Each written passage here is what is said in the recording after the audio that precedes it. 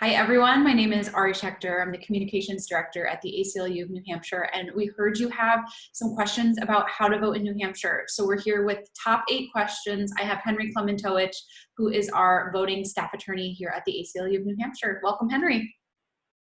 Thanks. Let's get to some questions. Awesome. Question number 1.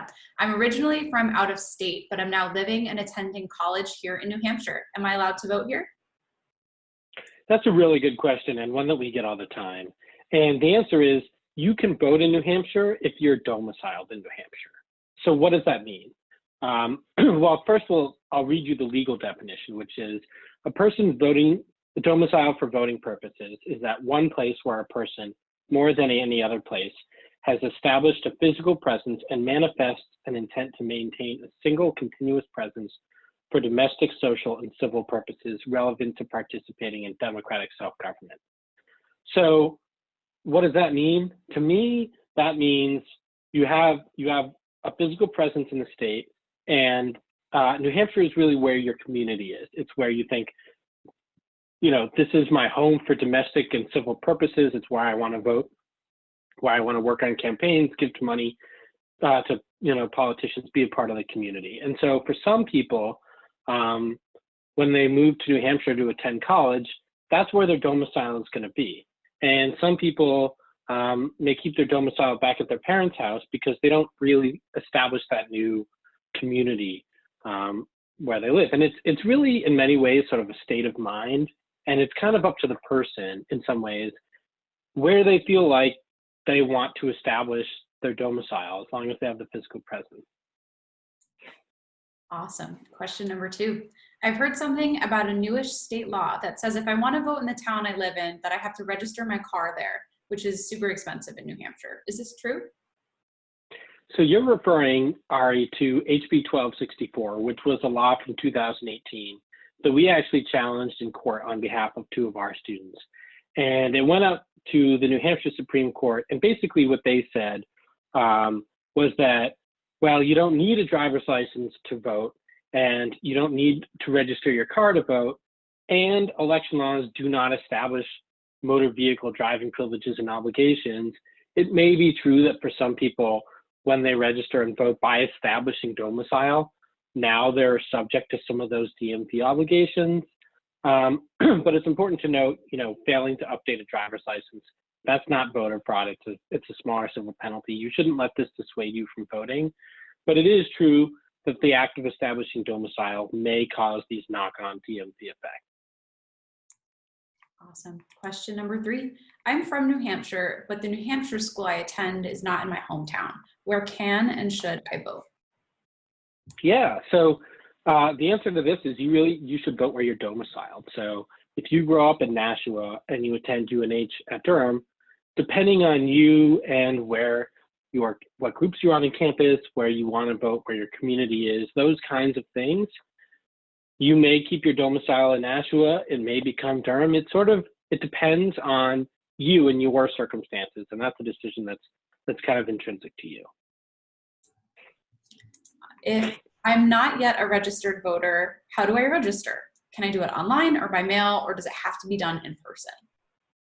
Yeah, so that's a really good question too. So first of all, I'd encourage everyone who's watching this to go to the Secretary of State's website or to votenh2020.org, which is a website we made to help answer some of these questions, and check their voter registration status. It takes 2 minutes, it's super easy, and it's important.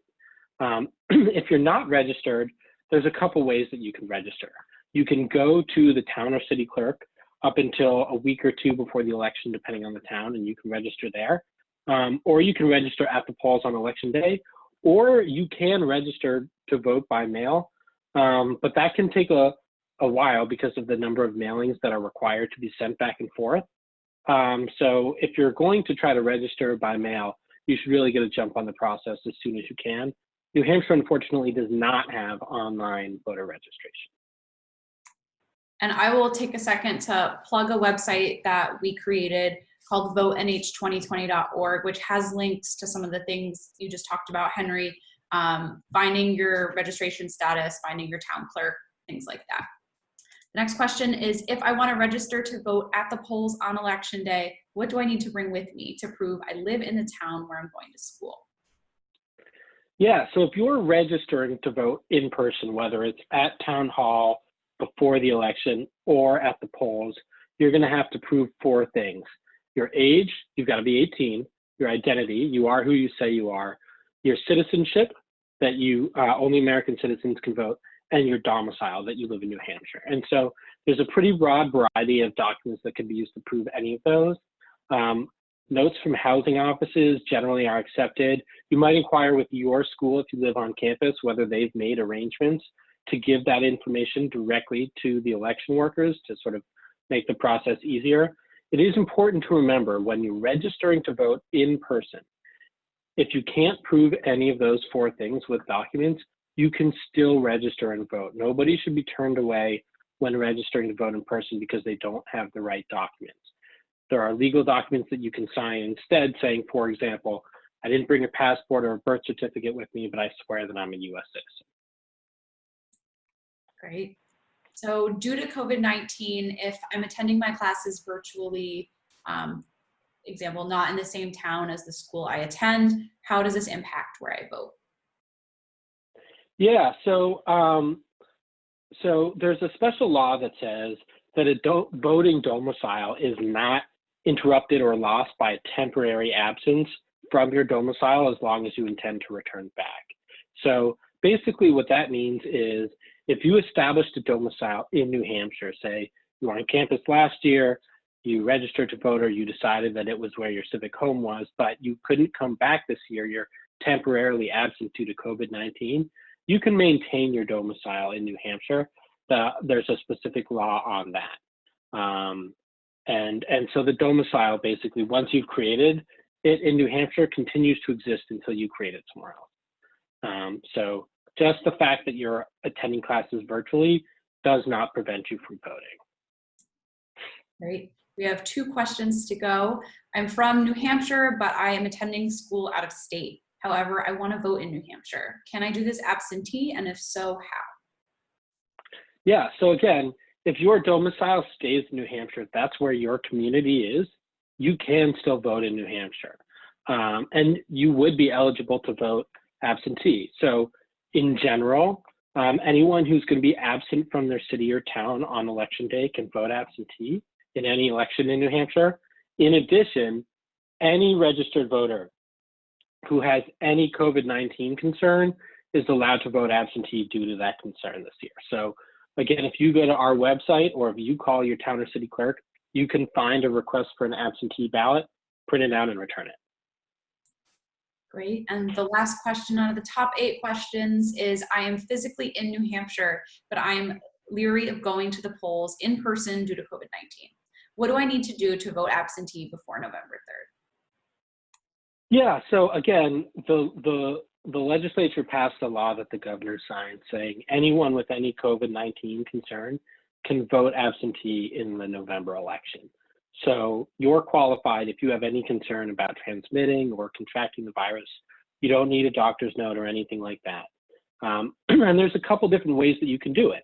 You can do it by mail, which has historically been the most common way, where you send in a form and they mail you your ballot and you fill it out and you put it in the envelopes, making sure that you sign the affidavit and you send it back. Or you can do an absentee in-person process where you go to town hall and you just do all the forms in person with the town clerk there to help you and make sure that you do everything right. And that's in many ways probably the best because you don't have to worry about the post office taking time to deliver things back and forth.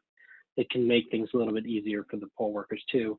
In addition, some cities and towns are getting creative and are actually encouraging people to vote absentee in person, and so are sort of setting up these special places like what would be an early voting site in other states to allow people to vote that way. So call your town clerk and figure out exactly what their process is. You can vote absentee up until the day before the election. And then there's also a way that you can do it at the polls if you don't want to go inside and you want to vote at the parking lot on election day. So there is a way to do it. Call your town clerk for more information or go to votenh2020.org. Awesome. Well, thank you, Henry, for some great answers to all of those questions. For everybody listening, if you have additional questions, want additional information, or to find any of the links we talked about, town clerk info, registration status, just finding the absentee ballot request form. Again, the website is votenh2020.org. You can also follow us on Twitter and Instagram, ACLU_NH, and DM us with any additional questions that you might have. So thank you so much, Henry. Thank you so much. Stay, work, play. Thanks, Ari. Go vote.